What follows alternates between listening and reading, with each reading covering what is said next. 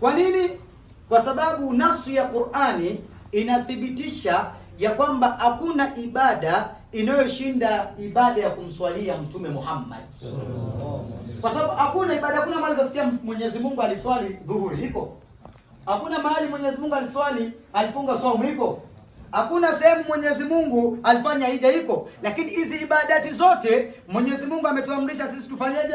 Tuzifanye. Lakini ilipofika kwa swala ya Mtume, Mwenyezi Mungu alisema inna Allah, tena kwa taukidi, inna Allaha wa malaikatahu yusalluna ala man?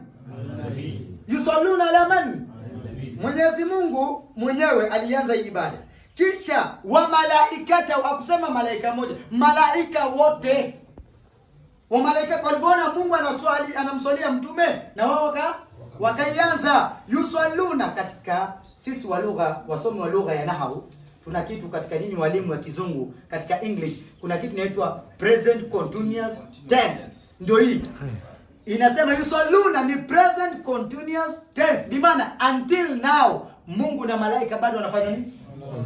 Katika nahwu hii inaitwa fi'lul mudhari litajaddudi, bi maana ni kitendo cha sasa chenye kuendelea ila kiyami saa. Yani Mwenyezi Mungu na malaika wanamswalia nani? Yusalluna. Mpaka sasa hivi tunazungumza bado wanaswalia nani? Mtume Muhammad.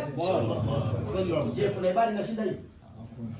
Sasa nyinyi, mimi na nyinyi, Mungu alituleta watu ya tatu kwa sababu yeye mwenyewe alianza, malaika wakaifanya, sisi ni watu ya tatu. Ya ayyuhalladhina amanu sallu alayhi wa sallimu taslima. Min alamati al-iman, katika alama za iman ni kumswalia bwana Mtume Muhammad. Kuna katika usulul fiqh kuna kitu al-amru yaqtadhi al-ujuba, qaida usulia, al-amru yaqtadhi al-ujuba wa an-nahy yaqtadhi at-tahrim. Bimaana ikikuja oda kutoka kwa Allah inakuwa lazima muitekeleze, na hii ni oda amrul ujubiyya, ila kama itakuja karina, ikukuja karina ambayo inaitoa katika ujub, tunasema sawa. Lakini hakuna kenye kimeitoa katika wajib, bimaana Mungu anasema ni lazima tumswalie nani? Ya ayyuhalladhina amanu, enyi ambao mumeamini mumswalie nani? Mtume Muhammad sallallahu alayhi wasallam. Kwa hivyo ni kumswalia mtume ni amri, na ikikuwa ni amri kutoka katika nani? Kwa Mwenyezi Mungu, tumswalie nani? Kwa hivyo hii ni ibada ambayo tunaifanya ambayo ina amri ya Allah Subhanahu wa Ta'ala, na yeye alianza. Kwa nini tumeanza na kumswalia bwana Mtume Muhammad? Anatuambia Abu Suleiman ad-Darini anasema kwamba mtu akianza katika mambo yake kama anaye mahitaji, akaanza fabada bis-salati idha kana ahadukum law hajatan inda Allah fabada bis-salati ala nabi wa khatama bis-salati ala nabi, bas hiyo dua ni mujarabu. Mwenyezi Mungu anafanyaje? Mtu yote ukikuwa na kitu unataka kwa Allah, chochote unachokitaka kwa Allah, anza na kumswalia nani? Mtume Muhammad sallallahu alaihi wasallam, na umalizie na kumswalia nani? Mtume Muhammad. Unajua kwa nini siku hizi Mwenyezi Mungu atuondoshee matatizo? Kwa sababu atumswalie bwana Mtume Muhammad sallallahu alaihi wasallam. Sahaba anakuja kwa Mtume Muhammad, anamwambia Rasulullah, mimi nitajalia nusu ya siku yangu na kuswalia.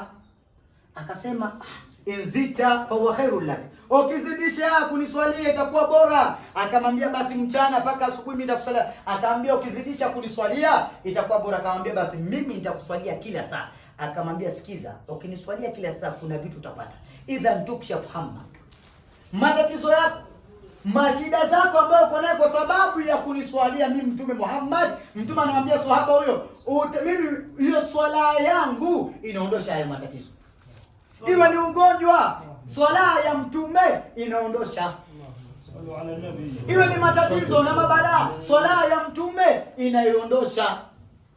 Hapa hivi sasa hivi Mwenyezi Mungu amemteremsha baraka ya swala ya mtume, litabaki hapa ndani. Wanakuambia hadithi ya mtume, Jibril anakuja kwa Mtume Muhammad, anamwambia ya Muhammad, hadithi inatoka kwa Abdurrahman bin Auf, ahadul mubashirina bil janna. Anasema Jibril anakuja kwa Mtume, anamwambia ya Muhammad, man salla alayka salatan wahida salla alayhi 70,000 malakin sallu ala nabi.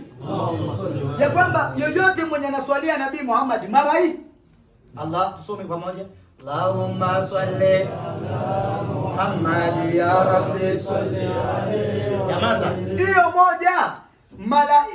Jibril anamwambia mtume, ukimswalia mtume namna hiyo mara moja, Mwenyezi Mungu anaamrisha malaika 1070 wa kuswalie kwa swala moja ya nani? Ya mtume. Wa man sallat alayhi almalaikatu kana min ahli aljanna. Na yote ambaye anaswaliwa na malaika, huyo mtu anakuwa ni mtu wa janna. Sisi tumemswalia mtume mara ngapi hapa leo? Tumemswalia mtume mara ngapi? Mara nyingi sana, si ndio? Kwa hivyo swala ya mtume ni miftahu kulli babin mughlaqin. Swala ya mtume ndio inafungua kila kitu ambayo ilikuwa imefungika. Ukikuwa na mambo yako ambayo imefungika, haji na kuibia siri, niite chairman, muniite, tukuje nikusomee, umswalie mtume nyumbani kwako na kuhakikishia kama kuna kitu kilikuwa imekata itafunguka. Fa inna salata ala nabi miftahu likulli babin. Hakika swala ya mtume Muhammad inafungua kila kitu ambayo ilikuwa imefungika. Sufyan Thawri anatuambia katika kisa kimoja, alienda kufanya hija. Sufyan Thawri na alikuwa ni faqih. Sasa anaenda kuona mtu badala ya kusema labbaik Allahumma lak labbaik, anasema Allahumma salli ala Muhammad ya Rabbi. Sasa vile yeye ni faqih, ilmu al-fiqh, akamwambia kwa nini wewe umekuja kutekeleza manasikul haji? Kwa nini usome zile adhkari za hija? Akamwambia laula annaka faqihun ma akhbartu kama fi sirri salati ala nabi. Ingelikuwa wewe sio alim, si ningekuibia siri ya kuswalia mtume Muhammad. Akamwambia wakati tunakuja kufanya hija nilikuwa na baba yangu. Baba yangu akakufia barabarani, sura yake Mwenyezi Mungu akaigeuza ya mbwa nyeusi. Maiti kageuka sura kabisa, unaiona mbwa ya nyeusi. Anasema nikalia nikajiuliza baba yangu alikuwa anafanya dhambi gani mpaka Mwenyezi Mungu amekufa amemgeuza sura nyeusi. Akasema nikalia mpaka waghalabani naum, usingizi kanichukua. Faraaitu Rasulullah fil manam yati wa yamsahu wajhahu. Anasema nikamwona mtume anakuja anapangusa sura ya baba yangu, maiti ya baba yangu, ikarudi yote fesi ikakuwa nyeupe. Nikamuuliza man anta, wewe nani? Akasema ana Rasulullah Muhammad ibn Abdullah. Nimetoka ndani ya kaburi yangu kwa sababu ya baba yako. Baba yako kweli alikuwa anafanya madhambi, lakini kana lisanu yukthiru salata alayya. Ulimi yake ilikuwa ikiniswalia sana. Akamwambia Sufyan, ndio kwa maana unaona hata saa zingine kusema labbaik Allahumma lak labbaik inanishinda na kitu kwa kumswalia mtu, kwa sababu niliona kwa baba yangu kabisa, maiti ya baba yangu. Swala ya mtume, swala ya mtume ina siri kubwa kwa mwenye kutaka riziki. Swala ya mtume inafungua riziki, kuondosha matatizo. Swala ya mtume inaondosha matatizo. Swala ya mtume inafanya kazi kubwa, na ndio unaona sisi hapa kwa ibada hii tumetanguliza swala ya mtume. Ingelikuwa watu wanafahamu kenye kiko katika swala ya mtume, wasingeiacha swala ya mtume. Auwezo ukalala njaa kama unamswalia mtume Muhammad, kwa sababu as-salatu ala nabi miftahu abwabi riziki, ndio inafungua milango ya riziki. Swala ya mtume ndio baraka zote tunazotaka, ya afya, ya watoto, iko ndani ya swala ya bwana mtume Muhammad. Tutoke hapa. Tukisema tuzungumzie swala ya mtume hapa tuwezi tukamaliza. Tumesomewa marehemu. Na leo unaweza kuta mtu anakuambia hii dua mtu anafaa wa laysa lil insani illa, ya kwamba mwanadamu ni ile yenyewe amali yake ambaye alijifanyia. Leo nataka nikuhakikishie daktari, umeingia katika title na ama uliingia kitambo, lakini nakuongezea tu kukuwekea stamp. Umeingia katika title ya hadithi ya mtume, alisema waladun swaleh, mtoto mzuri ambaye baba yako aliwacha. Wewe umeingia leo ndani yake. Kwa nini? Kwa hadithi ya mtume Muhammad. Bwana anaenda anauliza shekhe, kaifa a'rifu annani minas salihin, nitajua namna gani mimi ni katika swalihin? Akamwambia idha ra'aita annaka tadu liwalidayka fa anta minas salihin, ukiona bora usabira bazade bwa babi, jua wewe ni katika nini? Akamwambia ati dalil, leo dalili. Akamwambia umesahau hadithi ya mtume idha mata ibn adam inqata'a amalu illa min thalatha. Akasema au waladun salih yad'u lahu, ama mtoto mzuri ambaye anaombea nani? Wazazi yake. Kwa hivyo ule akamwambia kenye kinakuingiza wewe kukuwa ni mtoto mzuri ni kuombea watu yako waliofanyaje? Waliokufa. Tuko pamoja? Watu wako walifanyaje? Waliokufa. Junaid al-Baghdadi katika Nuzhatul Majalis, siku moja anapita maziarani, Junaid al-Baghdadi akasoma kulu wallahu ahadi 20. Unajua ukikufa ukienda huko kaburini ndio utajua kwamba huko hakuna mchezo. unafaa dua. Utatamani urudi umwambie watu jamani mniombee dua kama uwezi. Kwa hivyo anza hapa duniani. Weka system ya dua ya kuombea, kwa sababu albirru salaf, kile unafanyia wazazi yako na wewe watakufanyia. Ukianza kukataa utaenda huko utamani urudi tuambie tu mniwekee dua kama hakuna. Sasa angalia, anasema Junaid al-Baghdadi, nilipita maziarani kama hapo leo. Nikasoma kulu Allahu ahad 20, kulu Allahu ahad 20. Nikasema Allahumma salli thawaba ilayhi. Wafikishe thawabu. Anasema Junaid al-Baghdadi, nililala baada ya miaka 20, baada ya miaka ngapi? 20. Nikaona wamaiti bado wanapigania nini? Wanapigania nini? Thawabu. Nikawauliza, hii thawabu mnapigania nini? Wakaambia wewe ndio ulipita hapa baada ya miaka 20, ulitusomea kulu Allahu ahad ngapi? 20. Kulu Allahu ahad ngapi? 20. Hiyo kulu Allahu ahad 20 mpaka sasa hivi Mwenyezi Mungu bado anatupatia thawabu yake kwa miaka 20. Sallallahu alaihi wasallam. Sallallahu alaihi wasallam. Nimalizie. Nataka niwaambie kwamba kwa nini mtu akikufa saa hiyo jina yake inapotea. Wanamuita nani? Marehemu. Marehemu sio Kiswahili. Marehemu ni jina ya kinini? Katika wasomo wetu hapa tunaye hiyo fi'ili inaitwa rahima. Verb yenyewe ni rahima. Yarham, rahimu ismul fa'il. Marhum ismul maf'ul. Marhum bi maana man yahtaju ila rahmatillah. Sio? Ndio unaona ukikufa pa wanasema marehemu nani? Kwa nini jina yako inapotea wanakuita marhum? Kwa sababu wametumia ismul maf'ul bi maana ni mwenye kuhitaji rehema za nani? Sasa nataka nikuulize, ukipika pilau wa marehemu kwa watakula? Ukifanya kitu yote watapata? Kenye kusaidia wa marehemu, ni nini? Ni dua ya hii ambayo thawabu ambayo tumesoma hapa inawafikia. Chakula ambayo tunakula ile thawabu yote Mwenyezi Mungu, sisi ndio tunashiba, lakini wenye kupata thawabu ya chakula ni kina nani? Marhum. Allahu akbar. Wao kashiba. Lakini wale wanafanyaje? Ndio wanapata nini? Thawabu. Kwa hivyo wanapata thawabu ya dua, wanapata thawabu ya kwa hivyo sasa hivi wazee pale mahali wamelala wanaambiwa nyumbani kwako kabisa, malaika ambao wanapeleka hizo dua wanaambiwa, kwa sababu je, wa marehemu wanajua kama wanaombewa dua? Wanajua. Wanaambiwa fulani ibn fulani mtoto yako nyumbani leo saa 11 amekusanya watu na wamekuombea wewe Haji Hussein na Hajati Maryam, wamewaombea dua, thawabu zenu ziweze kutoka nyumbani kwake, nao pia tunaombea mtoto wetu.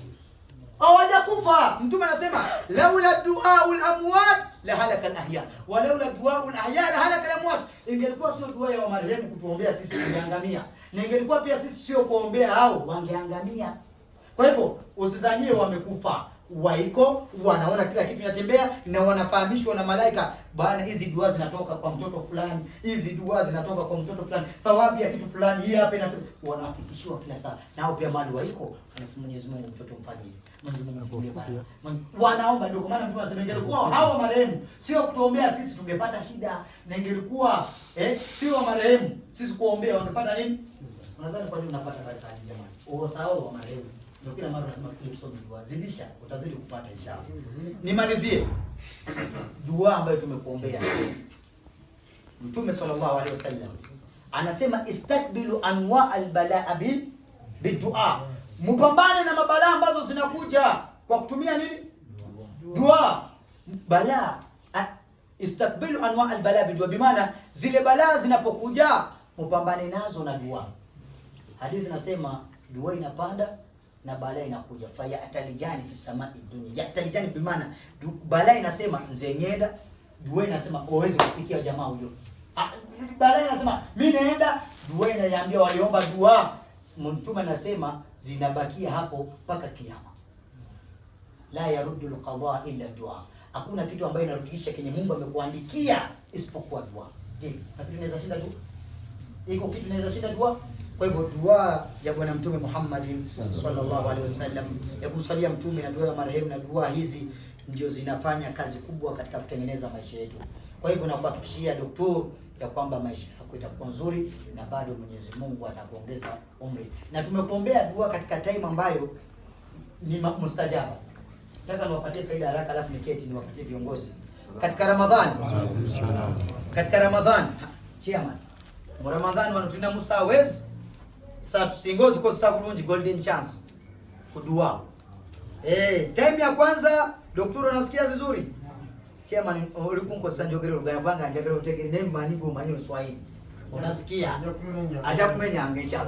Time ya kwanza waulama wanasema ni kabla ya kufuturu kwa 1 hour na baada ya kufuturu mubashara.